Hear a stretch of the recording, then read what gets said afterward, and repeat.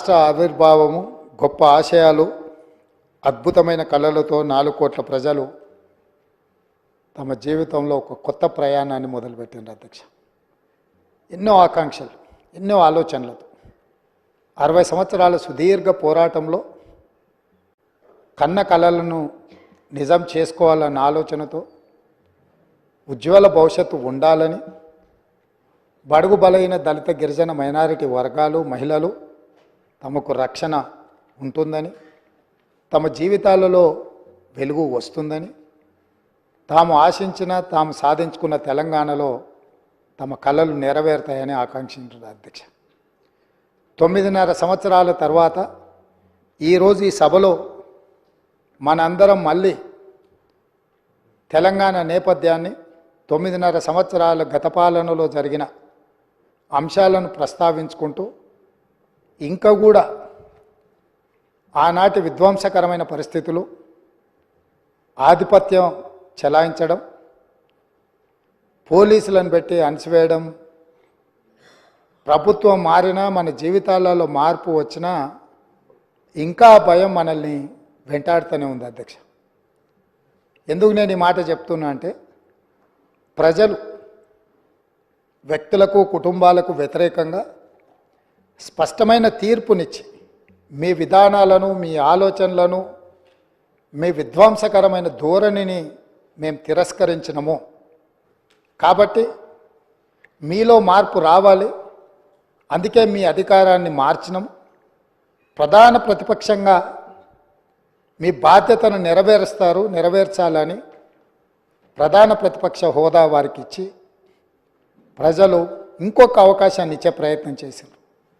దురదృష్టవశాత్తు గవర్నర్ గారి ప్రసంగం రోజు ప్రధాన ప్రతిపక్ష నాయకుడు హాజరు కాలేదు. ఈరోజు ఈ చర్చలో అయిన వారు సుదీర్ఘమైన రాజకీయ అనుభవము, పరిపాలనలో వారికి అనుభవం ఉన్నది, 80,000 పుస్తకాలు చదివిన తెలంగాణ రాష్ట్రంలో అందరికంటే అతి గొప్ప మేధావిని అని వారు పదే వారు ప్రస్తావిస్తుంటారు.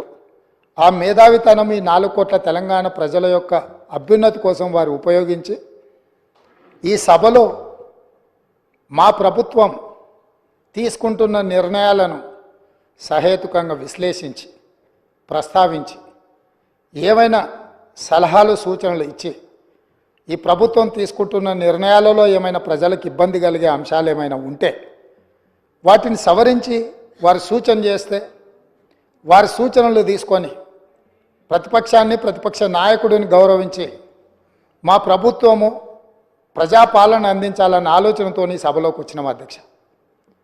కానీ ప్రధాన ప్రతిపక్ష నాయకుడు రాకపోవడం, ఆ కుర్చీ ఖాళీగా ఉండడం ఈ సభ యొక్క గౌరవానికి మంచిది కాదని చెప్పి తమరి ద్వారా ప్రతిపక్ష నాయకుడికి సూచన చేస్తున్నారు అధ్యక్ష.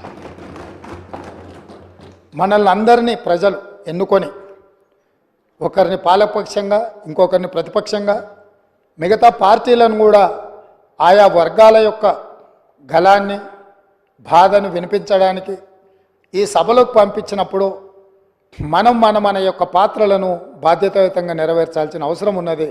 భవిష్యత్తులోనైనా ఆ దిశగా ఈ సభలో ప్రతిపక్ష నాయకుడు అడుగుడు వేయాలని నేను కోరుకుంటున్నాను, భావిస్తున్నాను అధ్యక్ష. ఏది ఏమైనా అధ్యక్ష, మేము ఈ రోజుకి దాదాపుగా డిసెంబర్ 7 నుంచి ఫిబ్రవరి 7 తారీఖు వరకు 60 రోజులు పూర్తి చేసుకున్నాం. ఈరోజు మనం ఫిబ్రవరి నెలలో 9 తారీఖు రోజు, డిసెంబర్ 9 రోజు మేము ఏదైతే నిర్ణయాలు కొన్ని ఇదే అసెంబ్లీలో అమలు చేసినాం, అందులో ప్రధానంగా ఆడబిడ్డలకు ఉచిత బస్సు రవాణా సౌకర్యము, బాధతోని